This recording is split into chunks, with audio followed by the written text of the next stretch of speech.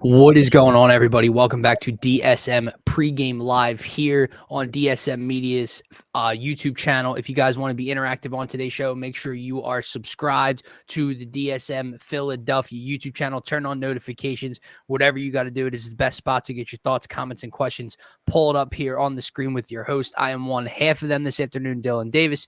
To my left, my faithful co-host, Scotty. Phillies, Diamondbacks, Game 3 of the NLCS. Phillies head to Arizona with a 2-0 series lead, my man. We're gonna start off by talking a little bit about Game 2 since we weren't able to break that one down together just yet, and then we'll get into our keys to victory, pitching matchup, lineup cards, standout stars, game predictions, all that good stuff.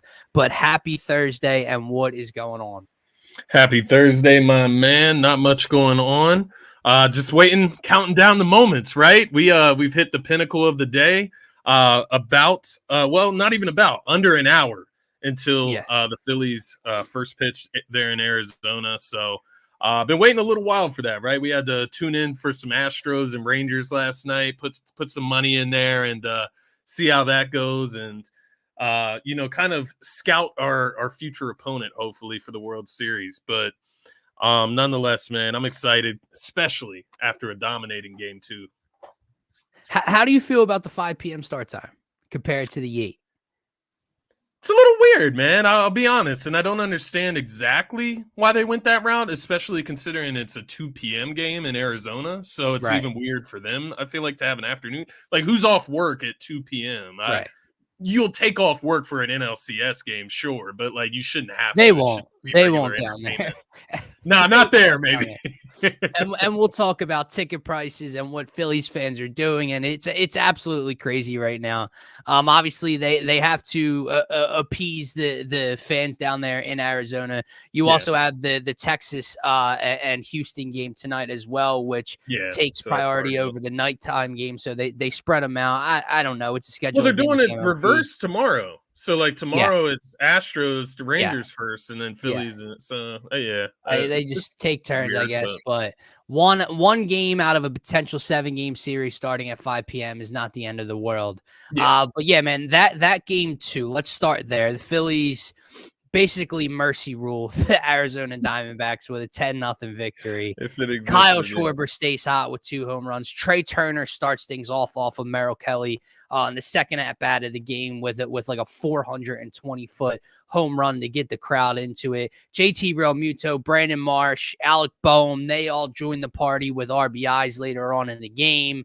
The bullpen, Aaron Nola, this whole team is humming right now.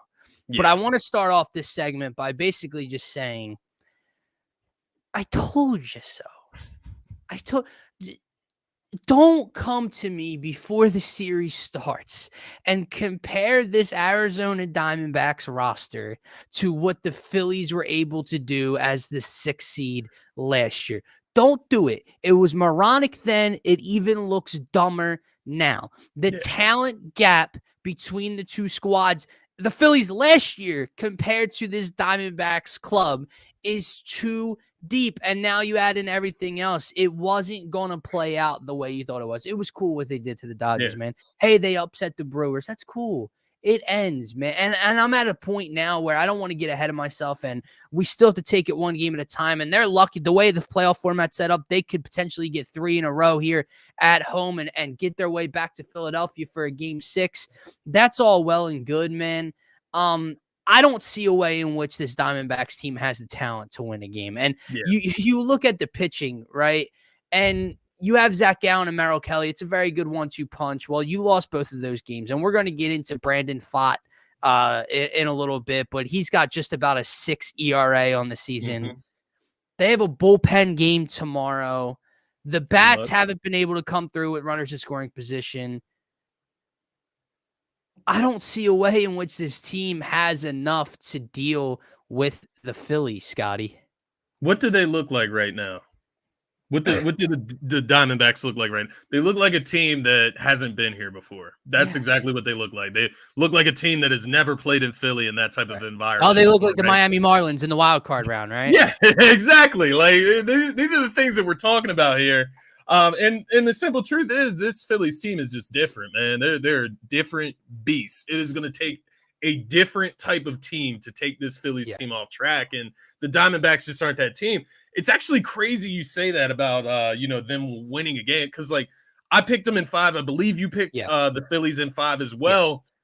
I'm not sure that it's going to make it to 5, man. I don't see it. Like now. I'm looking for something tonight that like shows signs that they have like something that they've hidden in the tank. Like the thing coming into this was right. It was Corbin Carroll and his base stealing, his base running, and he's afraid to steal. He's afraid to even try to steal a base. And Aaron Nola's not a guy that's going to pick you off. So like these are the things I'm looking at. This like timid ass D-backs team that comes in.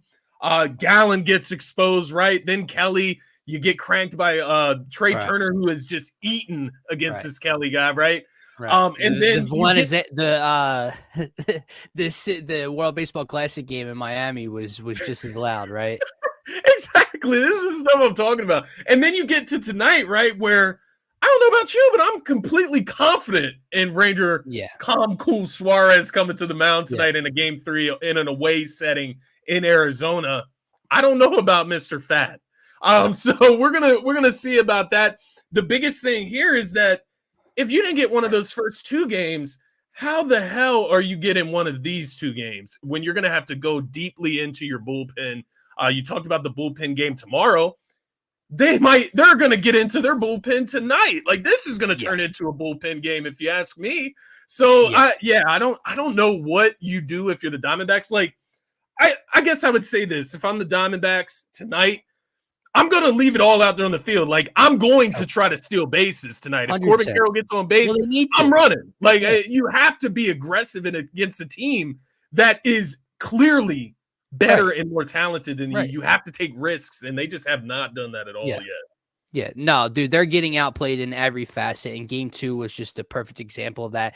Game 1, you and I watched together, right? And the Phillies jump out to a 5-0 lead.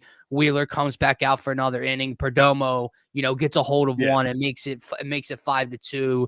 They get a sac fly the next thing, and they made it interesting, but you still were never too concerned about that getting away from the Phillies, right? And then game 2 was almost the knockout punch, right? Like they put them on the canvas, and now the ref's starting the 10 count at this point. In every facet, starting pitching, you thought they might have an advantage, at least with the top 2.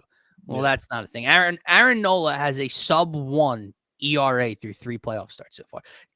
Zach Wheeler, Zach Wheeler, who is as dominant can be right now, has the highest ERA on the Phillies pitching staff in the postseason right now with a 2.37. Did you know that's a compliment too? Yeah, like you said, that's a compliment. That's not a diss to Zach Wheeler. Compliment to the squad. Aaron Nola was unbelievable. This bullpen continues to be unbelievable. The bats, 9.6 ERA. It's everybody, man. It is 1 through 9. Yeah, Johan Rojas hasn't really gotten into it in terms of hitting and inside the box, but the kid's just too good in the field, and he's too much of a plus out in center field not to continue to play him. He is a base stealing threat, so his spot is locked up, as you can see tonight. Game 2 was a perfect, I think, teaser, a spoiler of what's to come for the rest of this series, man. But man, I wanted to ask you just real quick, because before we move from game 2 to tonight's matchup, or this matchup coming up here shortly, Orion Kirkring, man, like this kid, like, mind you, it's a short sample size we've seen throughout the postseason so far, but this guy's got some stones. I get it. It's a low leverage situation. You bring him in this game too, right? Philly's up by a mountain of runs. But nonetheless, his stuff looks good when he gets out there on the mound, man. That's a guy I really like, a young guy. Yep. No, I agree with you, man. And I think what was important about the bullpen usage in game 2 as well by Rob Thompson is, Jeff Hoppen struggled, and you and I discussed that after game 2 of the NLDS against the Braves, and why did he get that call in that spot? And I think what was nice of Rob there was it wasn't a high leverage situation, but it was still a a key moment in an NLCS game to get him back on track. He comes in, looks great, right? Kirkring, a 10-run lead, not a lot of pressure, but guess what? You're getting the final 3 outs in front of your home crowd, in front of this crowd in an NLCS moment, right? Like, to get those guys those moments there is important pushing forward to give them that confidence where maybe you need Hoffman or Kirkring to pitch a 7th inning, a 6th inning in a tight ball game in the World Series or something, because, you know, depending on usage and what you've already had happen. I think it was really cool seeing his dad in the stands every time he pitches is really cool.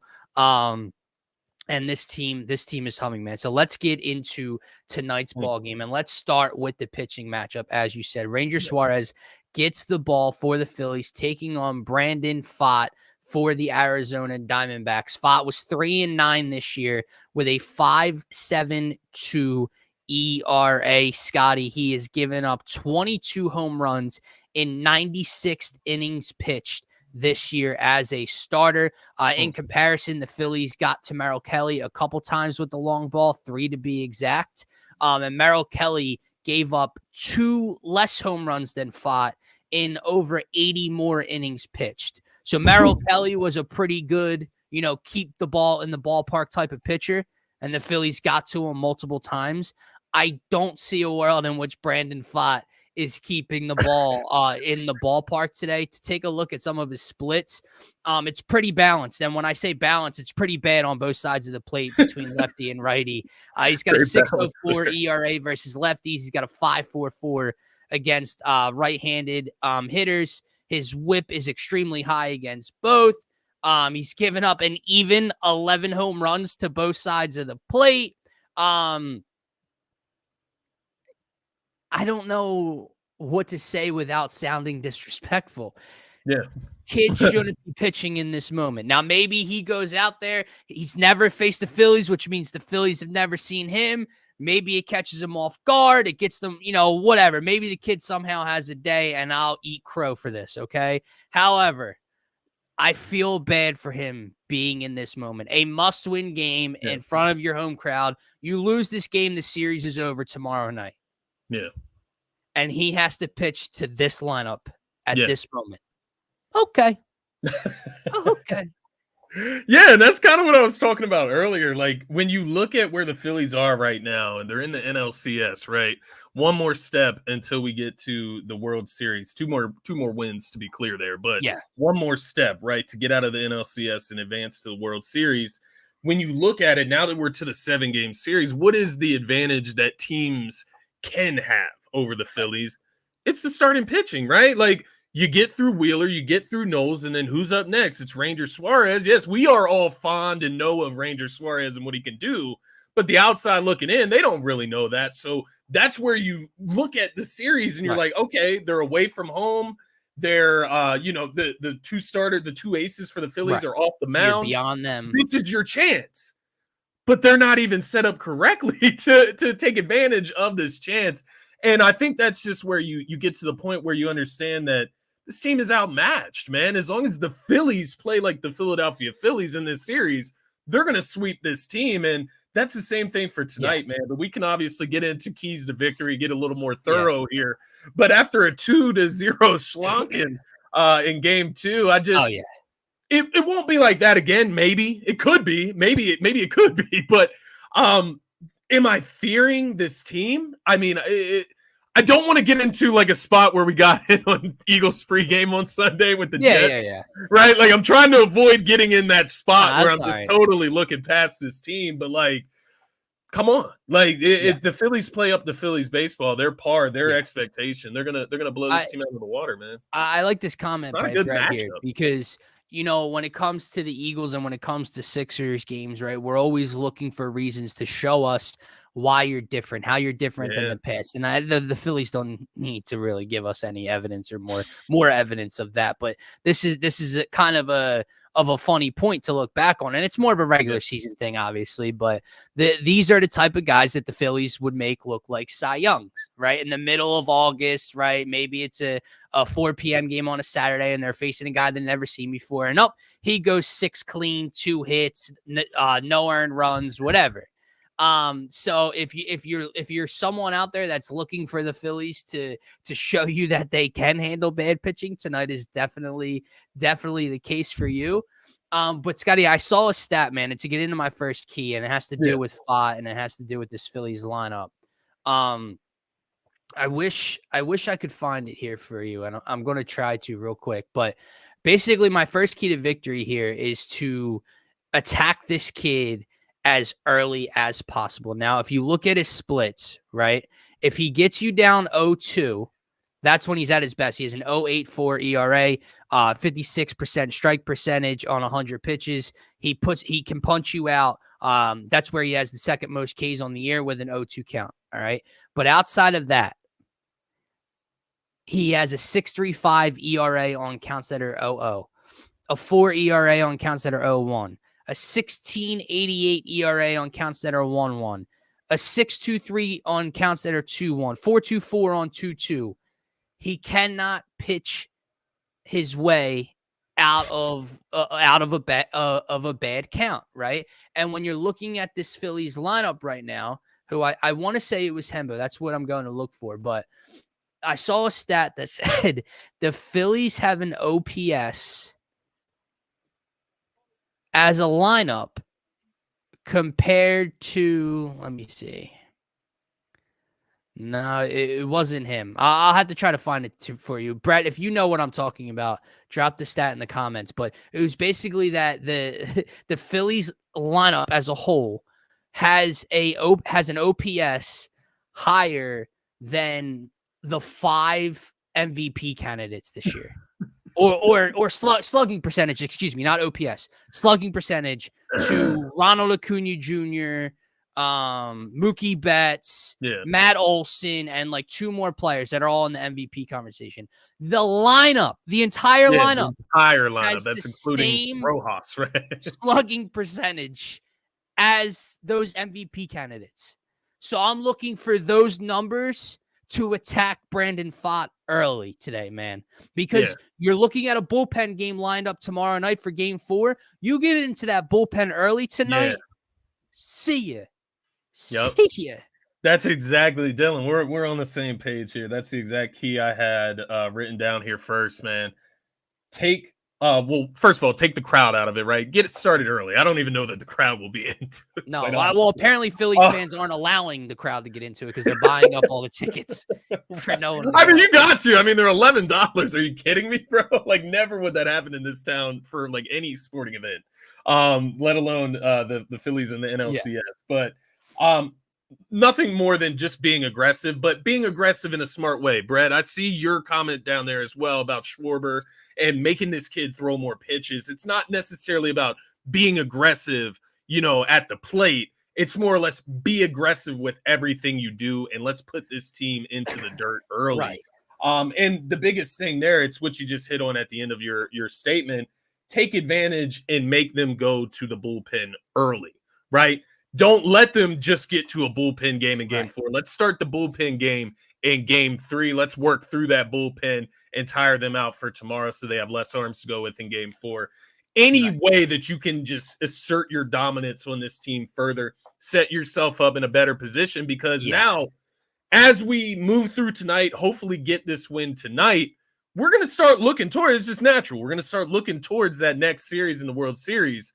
And can we hold on to Zach Wheeler, right? Keep him rested. Keep Aaron Nola rested. And barring a Game 5 in this series, you should be able to do that. So, I think that's the first key here, is not only just being aggressive and trying to getting the crowd into it, getting the Phillies fans into it that are in Arizona today, But really just getting after this pitcher early and getting him out the game, man, and get into that bullpen. Yeah, I think it's key not to let Fott survive. And what I mean by that is like, yeah, of course, if you come out and score 4 or 5 runs through the first 5 innings of the game and you're winning 5-1 or whatever the case may be, and it's well in hand, but he's still serviceable enough to go out there and chew up, innings and outs for that ball club. Without demoralizing them. At the end of the day, it's not going to matter if they're down 3-0. That's not the point. But if you get him out early, when you think about the bullpen day tomorrow, don't let him survive. Now they're handicapped for 2 games. Yeah. And that's what I'm kind of looking at tonight. My second key to victory, I'm looking at the Lone Ranger in the desert tonight, man. And you mentioned it, calm, cool, and collected. I'm not sure that Ranger's heartbeat raises in the bedroom, man. Like this dude is as steady and calm as any human can possibly be in any environment in the world. And you look at this one, man, like if he can go out in Atlanta, and I get it, he got the early plug and we were all wondering, but if he can go out in those environments, if he can close out NLCS games, if he can go out and close games in the World Series for this team last year, he should have no problem pitching in this environment today. I'm seeing videos already from John Clark, from T-Mac, of just hundreds of Phillies fans behind the dugout getting ready for the game hours before the game. You're seeing all the stuff on social media about the ticket prices and Phillies fans buying them and donating them, buying them just so there's empty seats in the ballpark and the Diamondbacks crowd. That's actually a great idea. If they wanted to, like, dude, you want to talk about taking your soul? That's what this entire city is attempting to do right now. But I'm looking for Ranger Suarez to go be Ranger, and I'm looking for Rob Thompson to allow him to do so. This isn't the Atlanta Braves, okay? Yeah. This is the Arizona Diamondbacks lineup who's making changes because they feel Ketel Marte's leading off today. Tommy Pham's out in the field. He's batting like 5th or something. I'm looking for Ranger to get to 6 today, man. Allow him that leash, Topper, because again, tomorrow, thinking a little bit ahead, the Phillies could somewhat have a bullpen game on their hands tomorrow. Now, whether they start with Christopher Sanchez, Taijuan Walker, piggyback it, bullpen game, whatever they do, you don't want to feel the need to pull Ranger Suarez through 4 just because of a little early pressure, man. Yeah. No, once again, we're on the same track. We didn't come together for these keys today. No. Usually, sometimes we do, sometimes we don't. But literally, my third key written down here matches your second key. Calm, cool, Ranger Suarez. Get us through 6 innings. That is as simple as a key that I can make it. Ranger Suarez, stay calm, cool, collected, be yourself, and get us through 6 innings tonight. Put us in great shape for Game 4. That is literally all I'm asking with key number 2 here of Ranger Suarez. I talked about it a couple shows ago after that Braves series. Looks like Dylan might have got a nosebleed there. He'll be back though. I was talking about it early on in the Braves series after Ranger Suarez got the first start. He was starting in the closeout game against the Braves, and there was one specific play where it's a ground ball, goes head straight towards Ranger, right? He just bends over slowly, calm, cool, and collected. Like Dylan said, does his heart rate raise in the bedroom? I can't speak to that, obviously. But this man bends over as slow as possible, right? He's in no rush. He has no worries in mind. Bends over slowly, picks up the ball, guns it to first base, gets the out. But everything is calm, cool, and collected with Ranger Suarez, and that's what we're looking for tonight, man. My last key to victory, as we wait for Dylan to rejoin us here, my last key to victory here is just the outfield, right? We've had Trey Turner throughout the playoffs have a few errors, more errors than you would really like to see from somebody like Trey Turner, right? If it comes from somebody else like Bohm or, one of the other guys that maybe you don't expect as much. By the way, Bohm has been great out in the outfield. I just want to point that out as I use him as an example. He has not been an example so far this postseason. Trey Turner is that guy right now. But just being smart out there in the field, be prepared for the Diamondbacks to come out and be aggressive on the base pads tonight. You get Corbin Carroll on base. I know he got on base in his first at-bats in both of the first games, and they did absolutely nothing with him on base. Now, against Wheeler, that's not as surprising, right? Wheeler's a guy that can pick you off, but Nola is not a guy that's very successful at doing so and keeping guys pinned on the bases. So to see them not come out and be aggressive on the road in Philadelphia against a team that they're clearly outmatched against was very odd to see in the first 2 games. I expect them to be much different tonight. I got to listen to the Diamondbacks manager after the game 2 performance, and he was talking about how they're not playing Diamondbacks baseball, right? They're not playing with aggressiveness. They're not stealing bases. They're not getting timely hits. They're not hitting with runners in scoring position. Yes, you're not playing Diamondbacks baseball, but that's because you're playing the Philadelphia Phillies and you're playing the way that they want you to play, and you're playing to the way the Philadelphia Phillies are playing and pitching. So to that point, yes, the Diamondbacks want to get back to Diamondback baseball. The Phillies might just be too good for them to allow them to do so. But nonetheless, that would be my last key to victory here as we head into this game tonight, is just be prepared for the aggressive base run and be prepared for them to be aggressive at the plate. They've already changed the lineup, as Dylan mentioned a little bit ago. Marte leading off. Looks like they have inserted Emmanuel Rivera into the lineup. So they're trying to add some bats to the lineup, right? They got to get something going. They got to spark something against this Phillies team who, once again, completely outmatched in this game. Dylan is not back yet, so I'm going to keep on moving forward here as I got you guys tuned in. Let's get into game predictions. We're at the 25-minute mark. Got about 4 minutes to go in this show. I'm going to keep it simple here tonight, guys. I think the Phillies take advantage of the situation. Ranger Suarez, much better pitcher than Brandon Pfaadt. And I think he's going to stay calm, cool, and collected tonight. Yes, the Diamondbacks, I expect them to play with much more energy. I expect them to take much more risks. I expect them to be much more aggressive. But at the same time, it just doesn't make a difference if the Phillies come up. They show up, they play Phillies baseball. And that's the biggest thing for me tonight. Phillies just show up. We watched the Eagles. I just said I didn't want to get into a rabbit hole like we did on Sunday in the Jets and the Eagles pregame show, completely undermining the Jets, right? Taking them for granted with their 3 starting corners out. Eagles go out and lose that game. I'm not looking at the Diamondbacks like that. I'm just looking at the Diamondbacks as a team that's completely outmatched on the biggest stage. Do I think the Eagles would lay an egg on the big stage like that in the NFC Championship game? No, I don't think they're doing that against an undermined and underwhelming opposing team. That being said, I expect the Phillies to show up tonight, get this W on the road, start off the trip to Arizona the right way, and just completely dominate this team. Demoralize them. Send them packing, right? Put them in the dirt tonight. That way, tomorrow, they already know what's up. It's going to be the Phillies celebrating going to the NLCS. As much as I would love for the Phillies to come back home and win the NLCS and get to have the big party at Citizens Bank, I'd rather get out of here in 4 games, get our pitchers some rest, get the bats some rest as well, and head back to the World Series and hopefully have home field advantage there if, say, the Astros end up coming back and winning. Maybe get home field advantage in Philadelphia for that series as well. But I have the Phillies winning tonight, 7-3, 8-3, something like that. Like I said, I do think the Diamondbacks will be aggressive.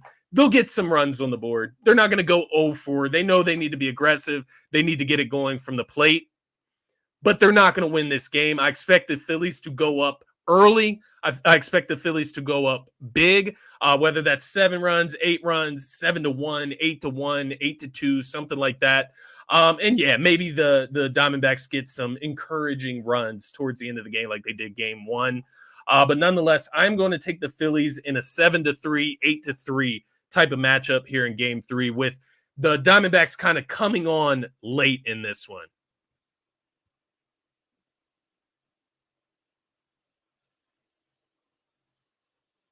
Got to get this. I'm trying to read the comment here. My bad, Marshawn. We got to get this win tonight. I like 7-3. I would even go as far as D-backs to go up 2-0.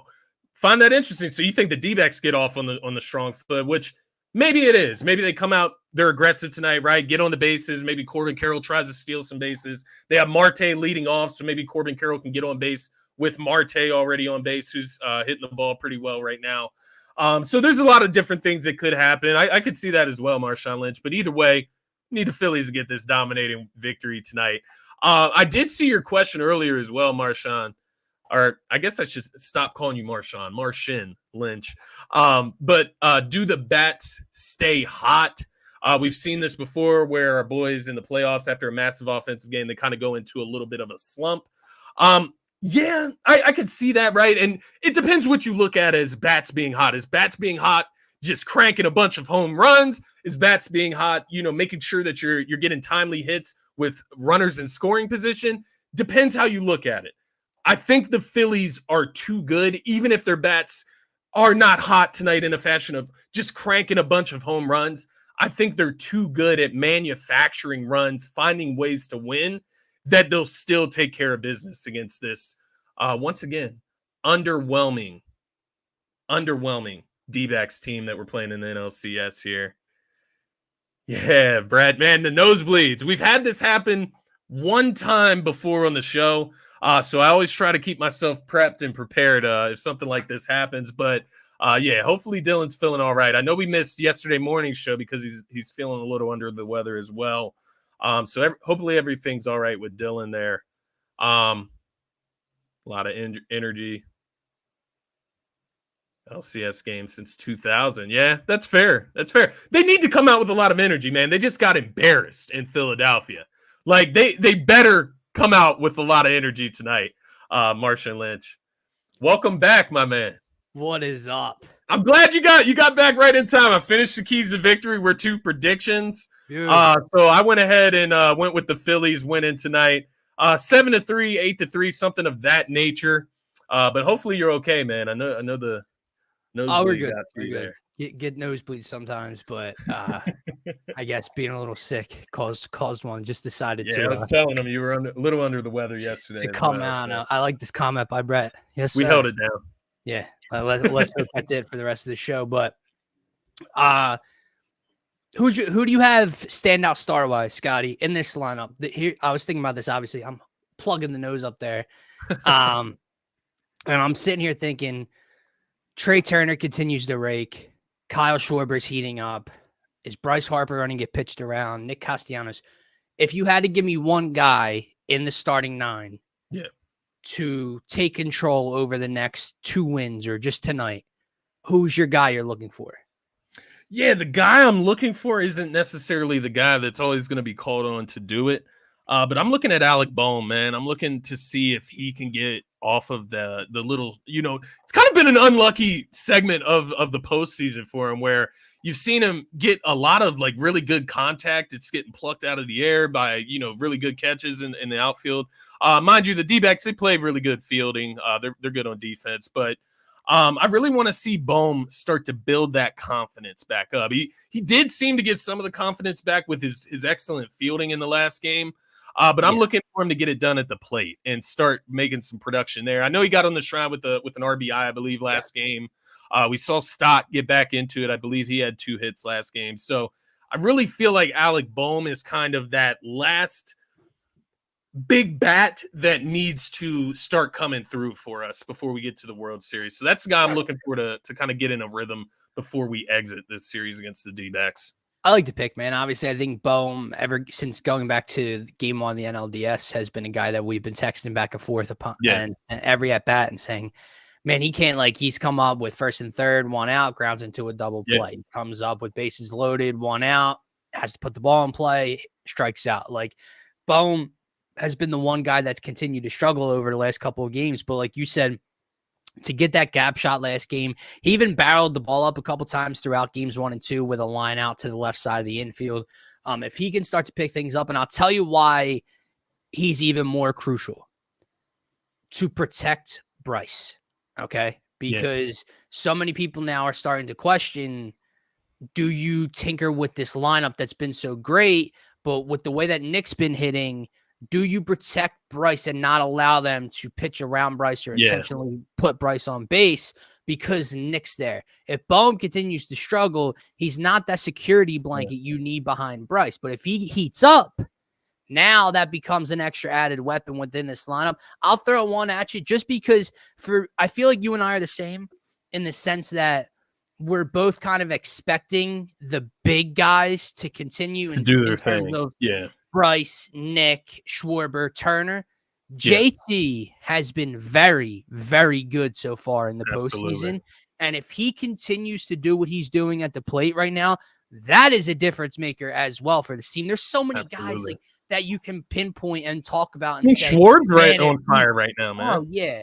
But JT, to me, in that 6-hole, man, between Bryson and between Nick, if he's able to just put balls in play, hit a couple home runs here and there, right, throughout the postseason, those gap shots that we know JT is another big difference maker for this team. I agree. I wanted to pull up Brett's comment here about Trey Turner.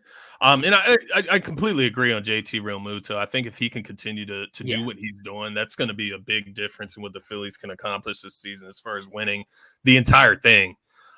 Looking at Trey Turner, man, Brett thinks he's going to quietly suffocate the D-backs the next 2 games with multiple hits and steals. When you look at this series, I'm curious here.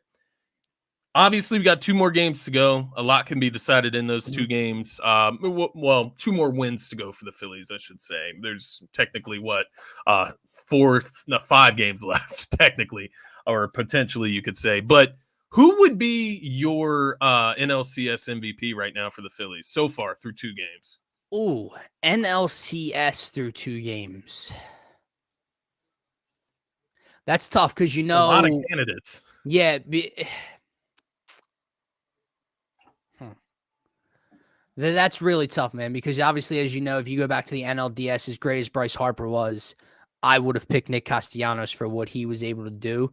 Through 2 games so far here, it has to be Kyle Schwarber, right? Like that's been the difference through the first back-to-back games. The first 2 games, right? Like obviously game 1, he starts things off, first pitch swinging, sets the tone, hits a moonshot. Second game hits 2. Like he's got to be the guy right now, right? Yeah, I would agree with that. Trey Turner came to mind, but I would agree with Kyle Schwarber. I'm just trying to remember what Trey did in game 1. Man. When Kyle Schwarber is cranking, that's when the Phillies are rolling. They're rolling. Yeah. You know what I mean? So I would agree with that, man. Yeah. Brett saying Schwarber unless Wheeler throws another game. I agree. Hey, if for some sad, mistaken reason, the series went long enough for Nola to throw another game, Aaron Nola's hat could be in the ring with how he throws in that second game. But let's hope, and I don't think it's going to get to that point, man. But like you said, what did you have as your score prediction? I had 7-3. I don't know. As I said it, I kind of was feeling more runs, 8-3. Because I was saying to Martian Lynch, he pointed out earlier, like, do we think that maybe the bats get a little cold after the big explosion in game 2 that we've seen in the past? I just don't see it. Like, it depends what you think about the bats being on fire. Like, are the bats on fire if you're cranking multiple home runs, or are the bats on fire when you're just getting runs on the board? Because I feel like the Phillies can score so many different ways. They can manufacture runs so many different ways outside of just cranking home runs. Obviously, they're great at that. But outside of that, we've seen them be able to manufacture multiple runs throughout this postseason so far. So I just don't see that. So I went with 8-3. I'll change it to 8-3. I went 7-3 at first, but 8-3 is what I'm going to roll with. I like it because this offense, even though they've been unbelievable, this offense has still done it in a strange way. Yeah, they've left base runners, on multiple occasions throughout multiple games throughout the postseason so far. They've broken records with home runs hit, but at a certain point, like 13 of the 15 or 14 of the 15 home runs were exactly what Brett just said, solo home runs. Yeah, up until Tuesday night's game, when the Phillies exploded in that 1 inning for some insurance runs, the Phillies had 3 hits and they were 3 solo home runs. Right. The Phillies lineup wasn't doing a ton against Merrill Kelly. They just capitalized on his mistakes when he put the ball up over the plate to the power hitters, right? Yeah. So when you look at it that way, there's still, as we like to say, meat left on the bone. Kyle and Bryce, the lefty tonight against Fott. I love it. Stott, Marsh. I think everyone's going to step up, man. But Scotty, I'm right around the same ballpark as you. I'm going to go. I'll go with 7, right? But I'm going to go with the Diamondbacks scratching across 4. I think it's going to be Okay. a weird back and forth game. I think that one team gets up early, the other team responds. Like the Diamondbacks might get up, 2-0 early. The Phillies come back 4-2, make it 6-2. Diamondbacks make it 6-4, and it's kind of this back and forth ride. Their lineup has to do something. Their lineup has to give them some sort of momentum and confidence, because this pitching staff cannot continue to just allow solo home runs and have no shot of winning the game. It's funny. Marshall Lynch was on the exact same page as you there earlier in the comments. Oh, all right, yeah. He expects the D-backs to go up something like 2-0, and then the Phillies come firing back. Yeah. So, yeah, I agree, man. I think the Diamondbacks, like we talked about earlier on in the show, they got to come out and be aggressive tonight, take risks. You heard their manager after the game talking about they're not playing Diamondbacks baseball. A lot of that is because of who they're playing right now. Right. But you're going to see them try to get back to that tonight as much as they can, because their backs are on the wall. If they lose tonight, like you said, this series is beyond over. It might be over anyways, but it's beyond over if they lose it tonight. I agree, guys. We're just about 5 to 10 minutes away from first pitch, so let's get you guys on out of here. Yes, sir. For myself, for Scotty, for DSM, guys, if you are new to the channel, don't forget to smash that subscribe button, turn on notifications for whenever we go live or post a video. We will be right back here on the DSM Philly YouTube channel tomorrow morning on the Faithful Fanatic Show, breaking down this game 3, heading into the weekend, talking Eagles, Dolphins, getting into all of it, maybe some Sixers chat as well for you guys. So for myself, for Scotty, for DSM, have a great rest of your night, and go Phils. Let's go Fightins.